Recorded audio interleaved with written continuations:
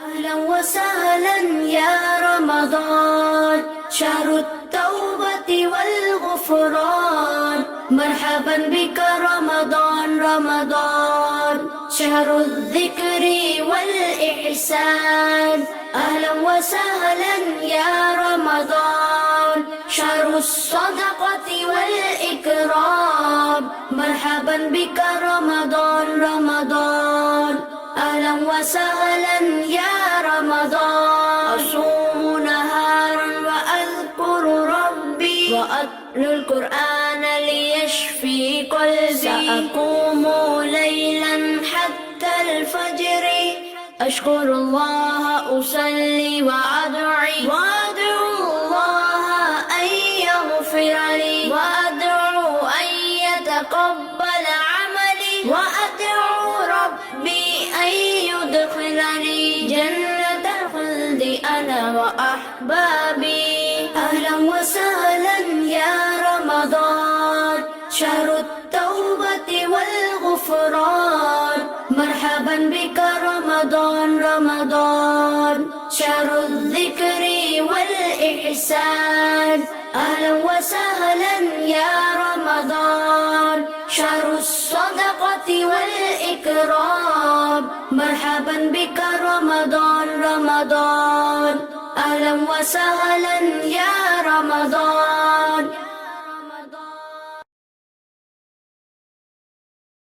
الله من الشيطان الرجيم بسم الله الرحمن الرحيم إن الحمد لله نحمده ونستعينه ونستغفره ونستهديه ونعوذ بالله من شرور أنفسنا ومن سيئات أعمالنا من يهده الله فهو المهتدي ومن يضلل فلن تجد له وليا مرشدا وأشهد أن لا إله إلا الله وحده لا شريك له وأشهد أن سيدنا وحبيبنا محمدا عبد الله ورسوله صلى الله عليه وعلى آله وصحابته ومن اهتدى بهديه إلى يوم الدين أما بعد.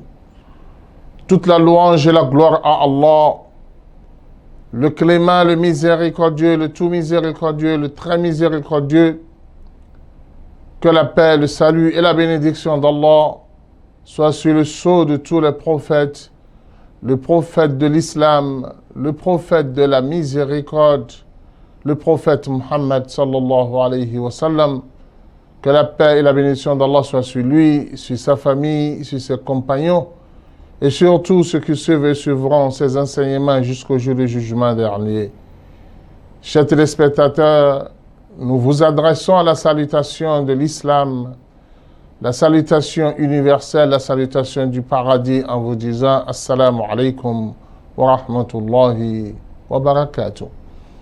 Que la paix, le salut et la bénédiction d'Allah soient sur vous et qu'Allah subhanahu wa ta'ala nous comble de ses bienfaits, de sa grâce et de sa miséricorde, qu'il exauce nos invocations, qu'il nous pardonne tous nos péchés, qui nous élève parmi les bienfaiteurs et les siens pendant ce mois de Ramadan et tout au long de l'année.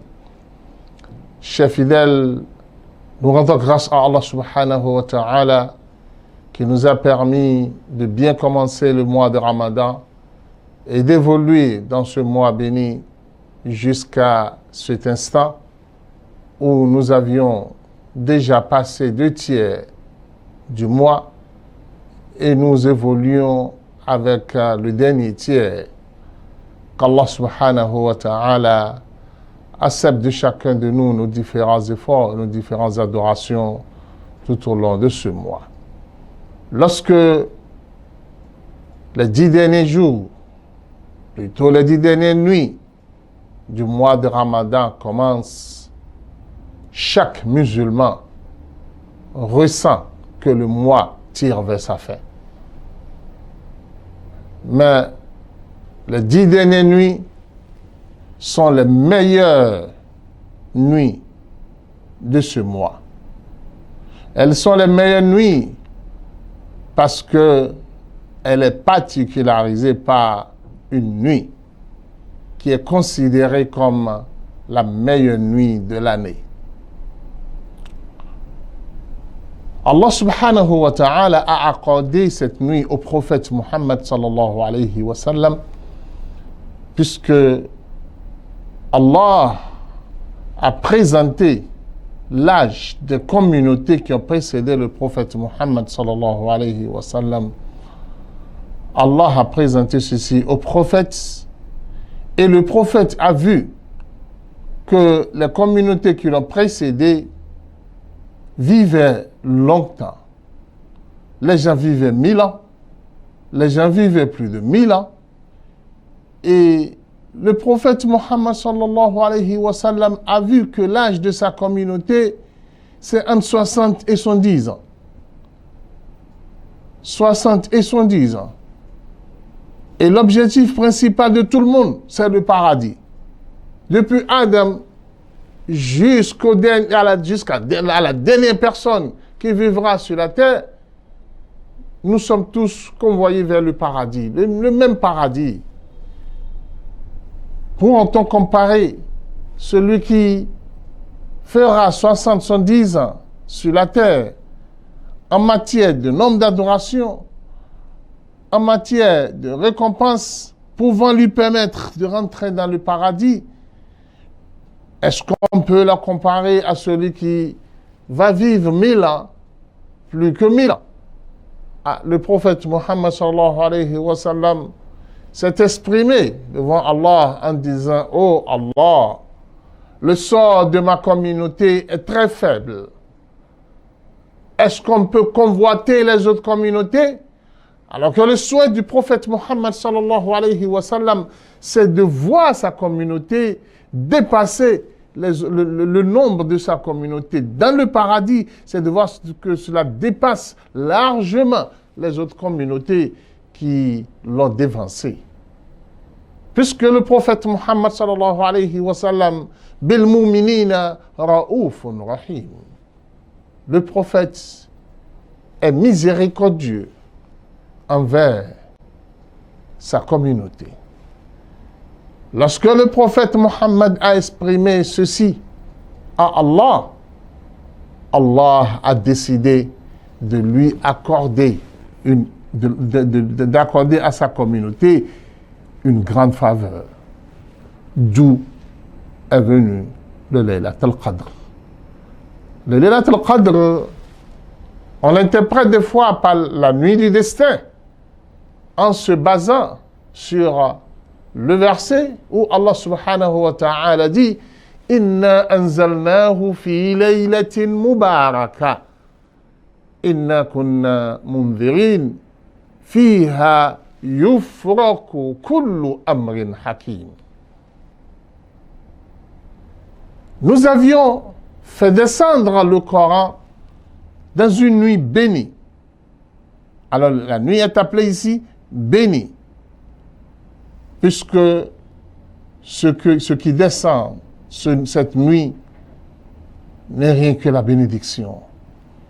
Et la bénédiction, c'est l'augmentation du bien, de récompense, de prospérité. C'est ce que nous appelons bénédiction. Allah dit: Inna anzalnahu fi laylatin mubarakatin inna kunna munzirin fiha yufraku kullu amrin hakim. Dans cette nuit, Allah subhanahu wa ta'ala répartit toute décision sage. Qu'entendons-nous d'une décision sage? C'est le destin. C'est-à-dire, Allah subhanahu wa ta'ala, comme le prophète Muhammad sallallahu alayhi wa sallam l'a dit, Allah a écrit déjà le destin de toutes ces créatures avant la création de la terre et les cieux de plus de 50 000 ans. Et ceci est dans le grand livre connu sur Al-Lawh al-Mahfouz, l'ardoise préservée, où Allah subhanahu wa ta'ala a préservé le destin de toutes ces créatures et de tout ce qui va arriver à l'être humain, bien ou mauvais. Et quand la nuit de Laylat al-Qadr arrive, Allah subhanahu wa ta'ala dégage la partie de l'année nouvelle, l'année qui commence, à partir de Laylat al-Qadr, Allah dégage le contenu du destin pendant cette année et il le met à la disposition des anges qui sont chargés à participer à l'exécution de celle-ci. La mort, ceux qui vont mourir au cours de l'année, c'est la nuit de Laylat al-Qadr que l'ange chargé de la mort perçoit la précision sur la date de chacun. Qu'Allah subhanahu wa ta'ala accorde à moi et à vous autres aussi la longévité pour que nous puissions passer plusieurs ramadans sur la terre.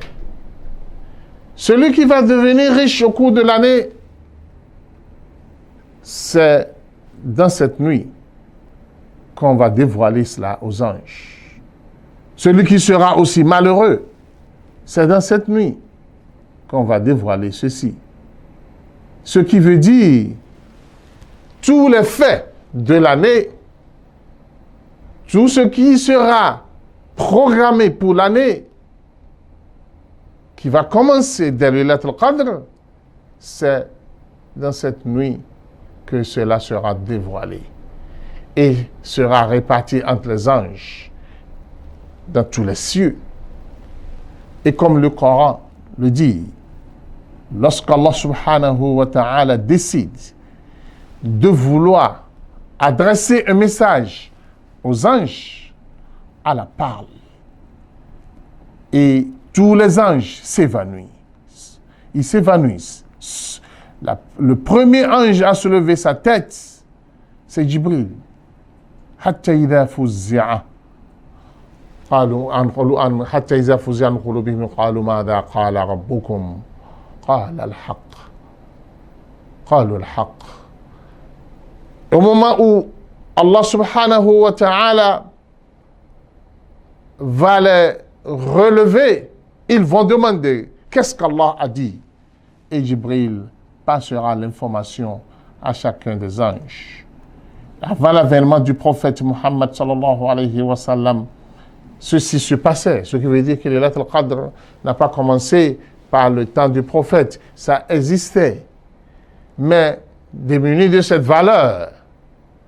Et la valeur est donnée à cette nuit, à l'arrivée du prophète Muhammad sallallahu alayhi wa sallam, pour sa communauté, comme nous allons l'expliquer, comme nous sommes en train de l'expliquer. Alors, la nuit est appelée la nuit du destin par rapport à cela. Mais en tenant compte du mot qadr en langue arabe, qui n'est pas qadar. Le qadar, c'est ça qui est le destin. C'est pourquoi, si on considère al-qadr en s'appuyant sur le verset, c'est juste une manière d'accorder la traduction dans ce sens. Sinon, nous nous appuyons sur le début du verset qui dit Inna anzalnahu fi laylatin mubaraka, une nuit bénie. C'est-à-dire, c'est la nuit de gloire. C'est la nuit du bonheur. C'est la nuit de la grandeur. À cause de tout ce que cette nuit-là englobe. Alors la nuit de Laylat al-Qadr, la nuit de gloire, cette nuit est donnée au prophète Muhammad sallallahu alayhi wa sallam pour pouvoir honorer cette communauté, vu l'insistance du prophète Muhammad sallallahu alayhi wa sallam. Allah a décidé d'accorder à sa communauté cette nuit. Quelle est la valeur de cette nuit? Sa valeur est décrite dans une sourate qui porte le nom de la nuit. La sourate Al-Qadr. Sourate Al-Qadr, où Allah subhanahu wa ta'ala dit Inna anzalnahu fi laylatil qadr. Nous avions fait descendre le Coran la nuit de gloire, la nuit de la gloire, la nuit du bonheur, la nuit de Qadr, qui pourrait t'informer sur cette nuit. Que représente cette nuit en réalité? Elle a dit Laylatul Qadr khayrun min alfi shahr. La nuit de Qadr est meilleure plus que 1000 mois. Et lorsque vous divisez 1000 par 12, qui constitue une année, nous allons trouver 83,30 et quelques. Ce qui dit 33. Ça veut dire que ça correspond à 83 ans, quelques mois. 83 ans, quelques mois. Et si nous méditons cela, nous allons comprendre qu'Allah subhanahu wa ta'ala a ciblé la durée de vie de celui qui va vivre longtemps, plus longtemps, dans la communauté de Muhammad sallallahu alayhi wa sallam. Ce qui veut dire que une seule nuit est équivalent à toute une vie. Puisque aujourd'hui, quand quelqu'un vit 80 ans, on dit, ah, il est âgé. Ah, on dit qu'Allah bénit son âge. Allah a encore ajouté 3 ans, 83, et quelques mois. Ce qui veut dire que Allah subhanahu wa ta'ala a voulu accorder à chaque membre de la communauté de Muhammad sallallahu alayhi wa sallam chaque année 83 ans. Ce qui veut dire que lorsque un musulman sur ceci considère la nuit de Laylatul Qadr chaque année de sa vie, supposons qu'il a considéré cela pendant 20 ans. Imagine, ça lui fera combien d'années de vie? Et la particularité ici, c'est que les 83 ans ne sont que des 83 ans d'adoration uniquement. Alors que celui qui vit ne pourra pas passer les 83 ans uniquement dans l'adoration. Il va perdre beaucoup dans des futilités, dans des choses inutiles.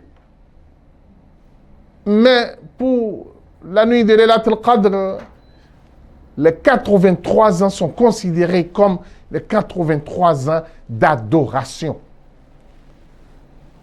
Là, il faut comprendre, avant que nous rentrons dans d'autres détails, que si tu considères dans la nuit de Laylatul Qadr une aumône de 1000 francs que tu donnes à un pauvre dans cette nuit, Allah va considérer pour toi que tu as fait une aumône pendant 83 ans, 3 mois et quelques. Et cela sera la récompense qu'on va inscrire dans ton registre. Si tu fais 2 rakats de prière la nuit de Laylatul Qadr, ceci te sera considéré pendant 83 ans. Et quelques. Quel honneur, quel bonheur. Alors si tu le fais pendant 10 ans, ça te fera 830 quelques années d'adoration. Pendant 20 ans, ça te fera 1660 quelques années d'adoration.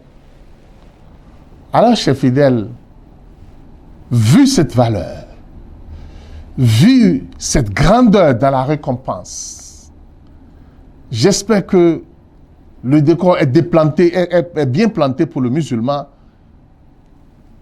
de voir la valeur de cette nuit et de minimiser tout obstacle qui pourrait l'empêcher de ne pas bénéficier de cette nuit pendant l'année. Alors, chers fidèles, étant donné que cette nuit a cette valeur, pourquoi Allah a accordé cette valeur à cette nuit, plus précisément, et pas dans d'autres nuits de l'année? Écoute bien, c'est à cause du Coran. Le Coran qui est descendu dans cette nuit. Alors, il faut bien noter, toute chose qui a un trait, une relation avec le Coran, Dieu vient valoriser auprès d'Allah subhanahu wa ta'ala. Le prophète Muhammad sallallahu alayhi wa sallam est le meilleur de tous les prophètes et le meilleur de tous les hommes. Pourquoi? Parce que le Coran est descendu dans son cœur. Jibril est le meilleur de tous les anges. Pourquoi? Parce qu'il a fait descendre le Coran au prophète Muhammad sallallahu alayhi wa sallam. Le Ramadan est le meilleur mois de tous les mois de l'année parce que le Coran est descendu pendant le mois de Ramadan. Et la Laylat al-Qadr, la nuit de Qadr, est la meilleure nuit de l'année parce que le Coran est descendu dans cette nuit. Alors, la valeur tourne autour du Coran. Puisque c'est la seule chose sur la terre qui n'a pas été créée. C'est la parole d'Allah subhanahu wa ta'ala. C'est cette parole qui représente Allah sur la terre. Et toute chose dont vous avez besoin est liée à votre relation avec le Coran. La nuit de Laylat al-Qadr. Allah subhanahu wa ta'ala, en nous parlant de la valeur de cette nuit, différemment à toutes les autres nuits de l'année, Allah annonce une bonne nouvelle pour tous les croyants et pour la communauté de Muhammad sallallahu alayhi wa sallam en leur disant ceci.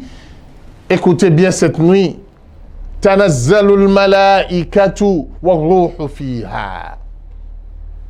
Tous les anges qui sont dans les cieux descendent sur la terre.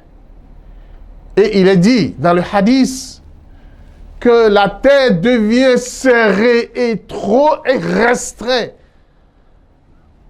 pour concevoir tous les anges. Oui, ça ne doit pas être étonnant. Nous avions sept cieux. Et dans chaque cieux, il y a combien d'anges? Et le prophète Muhammad sallallahu alayhi wa sallam nous dit dans le hadith, Atatis sama'u wa huqqalaha an ta'it. Le ciel tremble, bouge. Mais pourquoi pas? Pourquoi le ciel ne va pas bouger?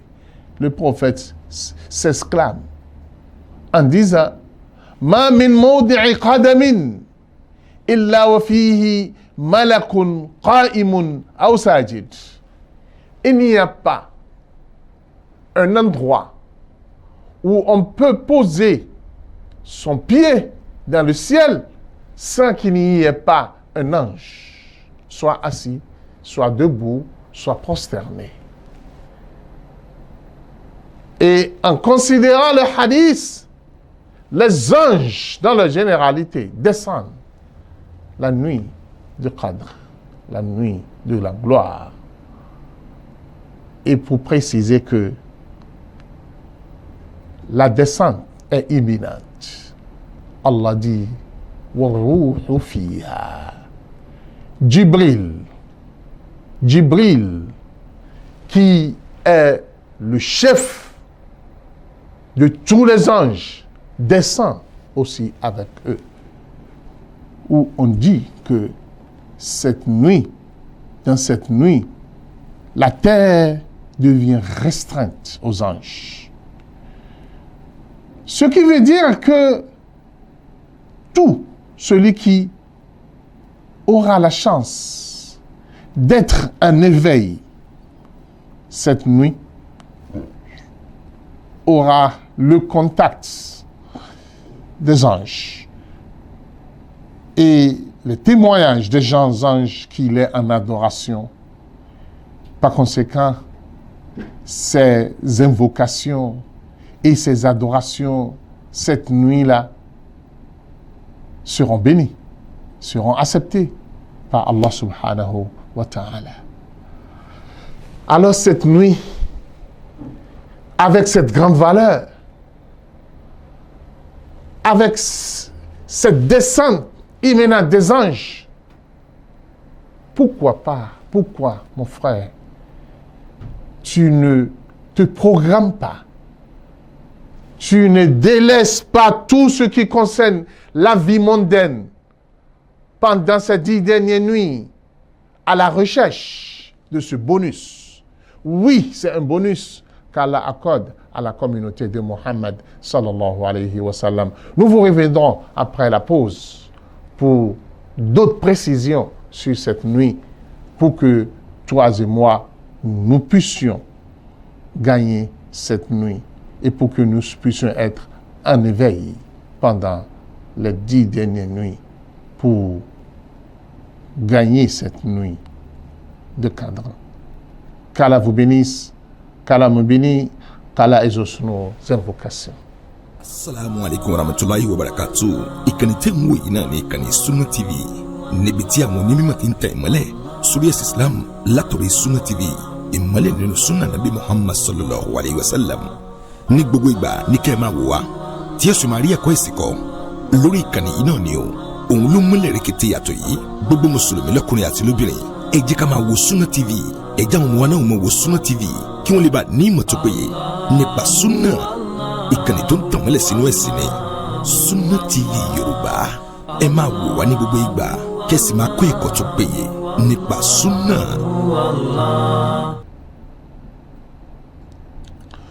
Alhamdulillahi Rabbil Alamin, wassalatu wassalamu ala Rasulillah wa ala alihi wa sahabatihi wa man ihtada bi hadihi ila yawmiddin. Amma ba'du. Chers téléspectateurs, les fidèles de la Sunna TV, nous poursuivons notre émission sur la nuit de Qadr, la nuit de la gloire. Le prophète Muhammad sallallahu alayhi wa sallam nous a exhortés à rechercher cette nuit. Et pour plus de précision, le prophète Muhammad sallallahu alayhi wa sallam, par amour pour sa communauté, le prophète a dit recherchez la nuit de Qadr, recherchez-la pendant les 10 dernières nuits de Ramadan. Les 10 dernières nuits de Ramadan. Sans préciser une nuit fixe. Et puisque sa communauté est une communauté répartie en 3 catégories, ceux qui aiment l'adoration, qui se donnent à l'adoration, qui consacrent tout le temps dans l'adoration, pour eux, les 10 jours, c'est rien. C'est simple. Ils sont prêts à passer ces 10 nuits, même si on leur disait 10 jours et 10 nuits, ils sont prêts à consacrer tout le temps pour rechercher la nuit de Qadr. D'ailleurs, beaucoup de musulmans, déjà que le mois a commencé, il s'est déjà mis à l'abri de tout ce qui est dunya. Mais au même moment, dans cette communauté, il y a des économistes qui sont à la recherche de précision dans chaque chose, qui ne font que les choses à la limite de la demande, de la recommandation. Pour cela, le prophète Mohammed sallallahu alayhi wa sallam a dit, écoutez bien, vous qui aimez faire les choses dans la toute précision, écoutez, si vous recherchez la nuit de Qadr, recherchez-la dans les paires, les nuits impaires des 10 jours. C'est-à-dire la 21e nuit, la 23e nuit, la 25e nuit, la 27e nuit ou aussi la 29e nuit. Mais il y a un souci par rapport à ceci. Le souci, c'est que les musulmans ne commencent jamais le Laylatul Qadr le même jour. Il y a toujours des différences. Il y a certains, quand ils commencent aujourd'hui, d'autres commencent demain. Et c'est ainsi que le nombre va évoluer avec chacun. Ce qui sera 21 chez moi sera 22 chez l'autre. Comment est-ce qu'on pourrait avoir les nuits impaires chez qui? Alors par conséquent, il sera difficile pour celui qui veut se raccrocher aux nuits impaires pour obtenir le Laylatul Qadr. Alors il est revenu à chaque musulman de chercher le Laylatul Qadr dans les 10 dernières nuits. Le deuxième point, est-ce que la nuit est fixe ou bien c'est changeable? C'est-à-dire, ça peut être cette année 21e nuit et l'année prochaine c'est 23e nuit et l'autre année 25e nuit et l'autre 27e nuit. Ou bien, comme la majorité de certains savants le disent, c'est la 27e nuit, comme le cas de beaucoup de ceux qui sont de l'autre catégorie, parce que je disais que les musulmans sont répartis en 3 catégories. La catégorie des injustes envers eux-mêmes. Les injustes envers eux, ils ne se limitent même pas sur les nuits impaires que le prophète a dit. Et ils se disent que comme les gens ont déjà dit que c'est la 27e nuit, et ils se contentent uniquement de la 27e nuit. Il ne vient à la mosquée que la 27e nuit. C'est dans la nuit du 27 là que tu vas le voir avec son boubou blanc. Et il vient simplement à la mosquée pour la nuit de 27. Et c'est ça, il considère comme étant la nuit de Qadr, la nuit du destin. Et il s'installe dans la mosquée, il fait les adorations, il veille cette nuit. Ah non, celui-là, il est vraiment injuste envers lui-même. Car si il s'est avéré que la nuit est déplaçable, il perd. Puisque au temps du prophète Mohammed sallallahu alayhi wa sallam, pour une autre information, on ne peut jamais connaître la nuit de Laylatul Qadr qu'après que la nuit est déjà écoulée. Puisque tous les signes cités dans les hadiths et par les savants par rapport à la nuit de Laylatul Qadr, on l'observe après la nuit. On l'observe le lendemain. On ne peut pas l'observer avant la nuit. Alors dans ce cas, le musulman ne peut pas prédire que ça sera 21, 23e ou bien 27e. Au temps du prophète Mohammed sallallahu alayhi wa sallam, le prophète, dans le hadith rapporté par Bukhari, on m'a fait voir dans mes rêves la nuit de Laylatul Qadr, et cette nuit était la nuit où la pluie a tombé et toute la mosquée était mouillée et je me prosternais sur les boues le hadith rapporté par Bukhari, ce qui a amené beaucoup de savants à dire que la 21e nuit pourrait être la nuit de Laylatul Qadr, puisque cela fut au temps du prophète Muhammad sallallahu alayhi wa sallam.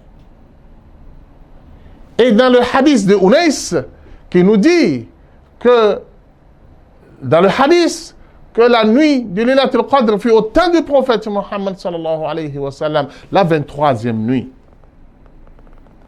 Et Ka'b al-Ahbar, dans son hadith, nous informe que la nuit de Laylatul Qadr fut au temps du prophète Muhammad sallallahu alayhi wa sallam, la 27e nuit.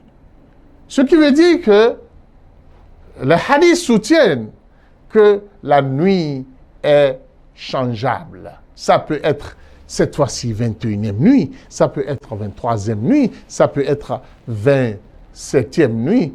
C'est ça qui soutient les hadiths. Parce que les autres hadiths nous exhortent à chercher la nuit dans les 10 dernières nuits. Les 10 dernières nuits.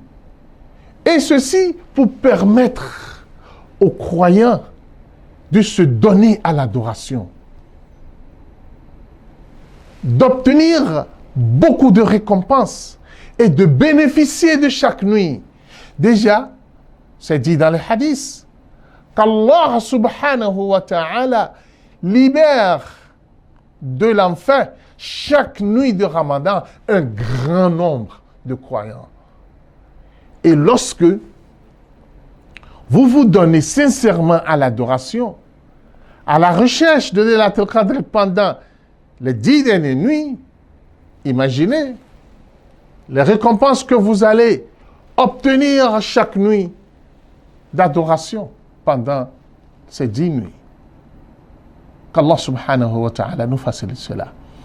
Alors le musulman est appelé à doubler d'efforts pendant ces 10 dernières nuits.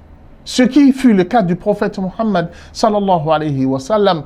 C'est dit dans le hadith que le prophète fournit des efforts, le prophète redouble des efforts pendant les 10 dernières nuits. Différemment des efforts qu'il fournissait dès le début du Ramadan.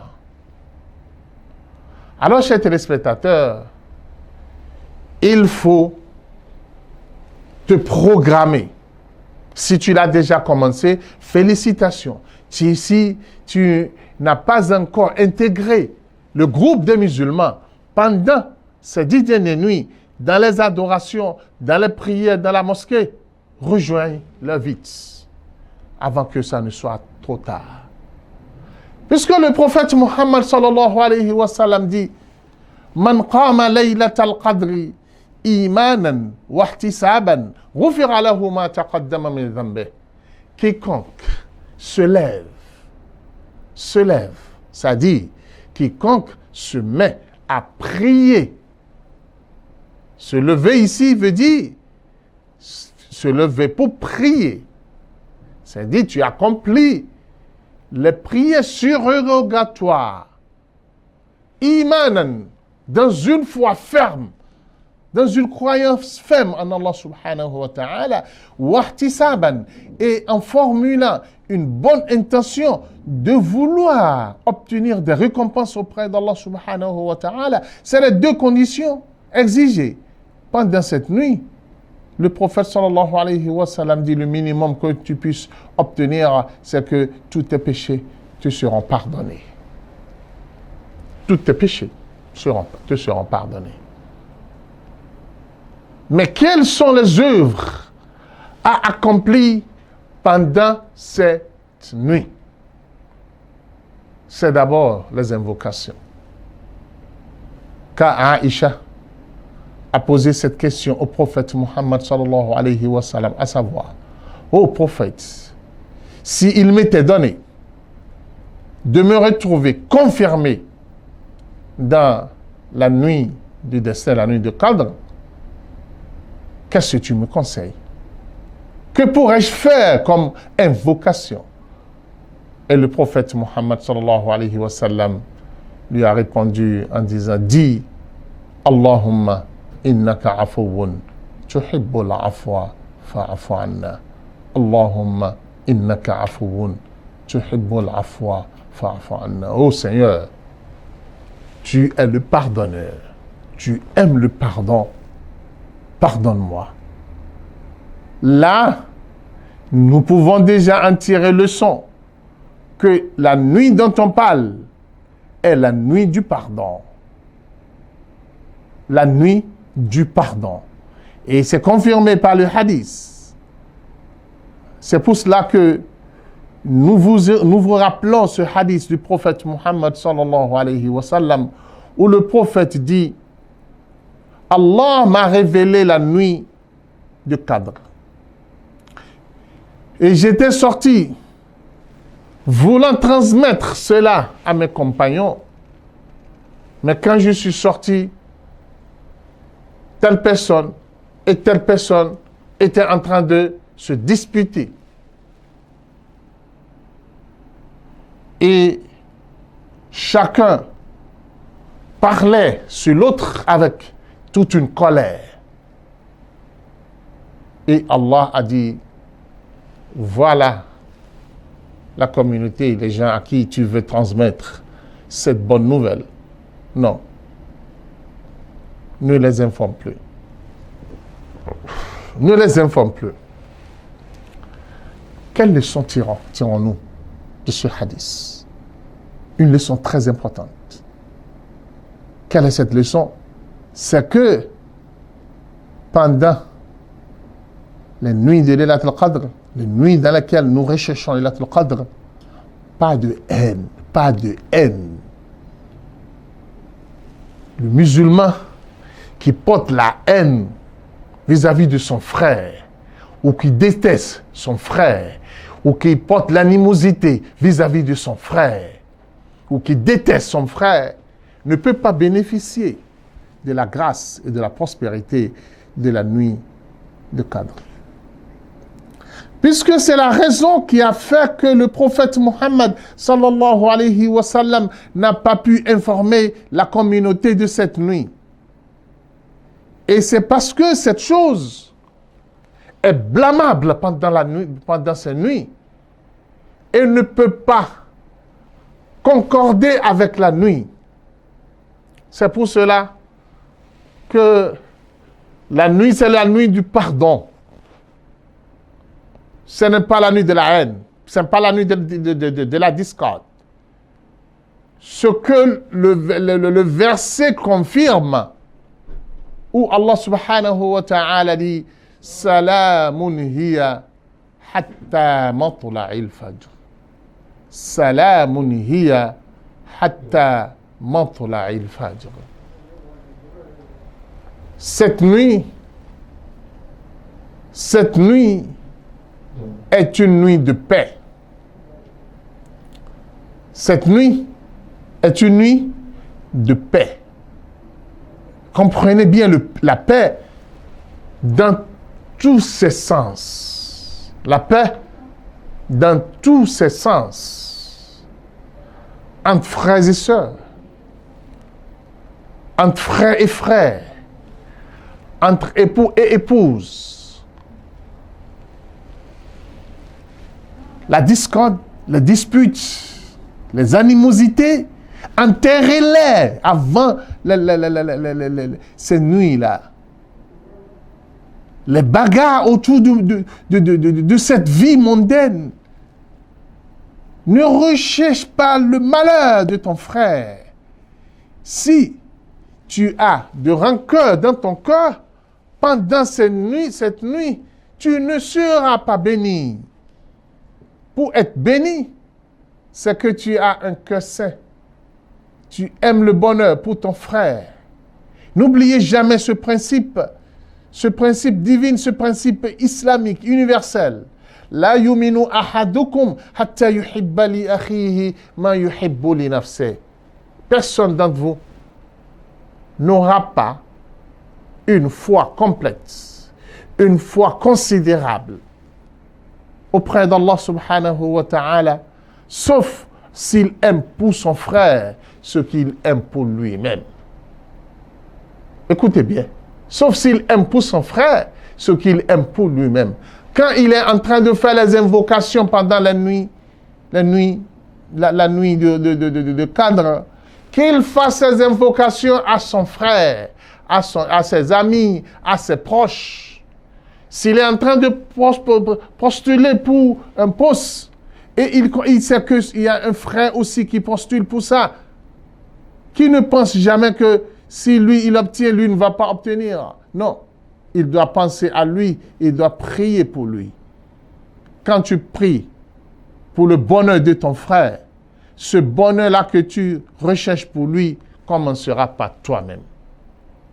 Et les invocations qui sont rapidement exaucées sont les invocations que vous faites pour votre frère en son absence. Ce qui veut dire que comme Allah dit « Salamun hiya », la nuit de Qadr est une nuit de paix, ça doit être considéré dans tout le sens de la paix. Et certains savants disent que les anges qui vont descendre seront en train de souhaiter la paix pour chaque musulman. Et ils seront en train de dire « Salamun, salamun, salamun, salamun ». Paix, bonheur, prospérité, grâce, bénédiction, miséricorde sur vous tous. Alors, la première chose recommandée cette nuit, ce sont les invocations. Et le prophète Muhammad sallallahu alayhi wa sallam nous a enseigné beaucoup d'invocations qui sont entièrement valables pendant cette nuit. Mais il faut tout le temps se rappeler d'un principe par rapport aux invocations. Il ne faut pas se limiter dans des futilités de la vie. Il faut avoir des gros projets à présenter à Allah subhanahu wa ta'ala pendant cette nuit. Le musulman doit avoir des perspectives pour sa vie. Et c'est le moment plus que jamais de présenter cela à Allah subhanahu wa ta'ala. Ce que tu espères comme étant des grands projets pour l'année qui commence et dont tout sera approbé, tout va obtenir l'approbation d'Allah subhanahu wa ta'ala cette nuit.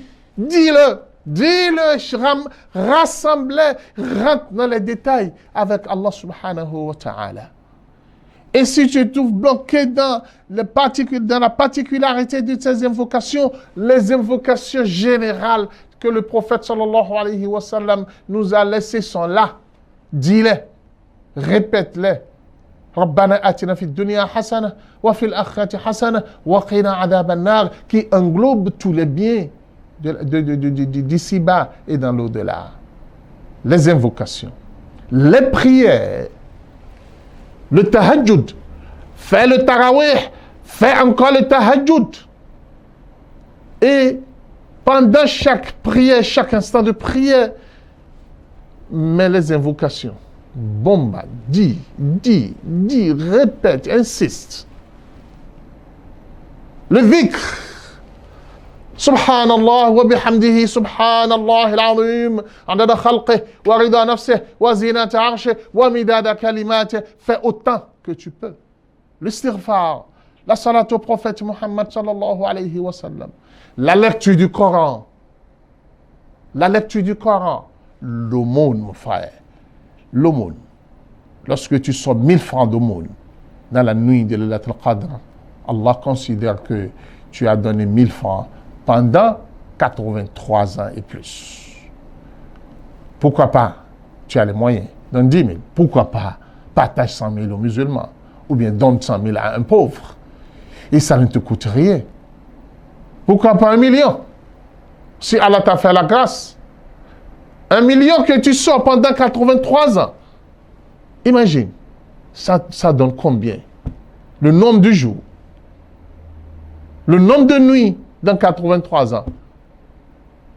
Allah, quelle prospérité, quelle grâce pour la communauté de Muhammad sallallahu alayhi wa sallam. Et Allah nous dit, cette nuit est une nuit de paix, de prospérité jusqu'à l'aube, jusqu'à la prière de Subh. Ce n'est pas que ça termine immédiatement à l'appel de la prière, parce que hatta, ça englobe ce qui se trouve après hatta. Après la prière, tout rentre aussi dedans.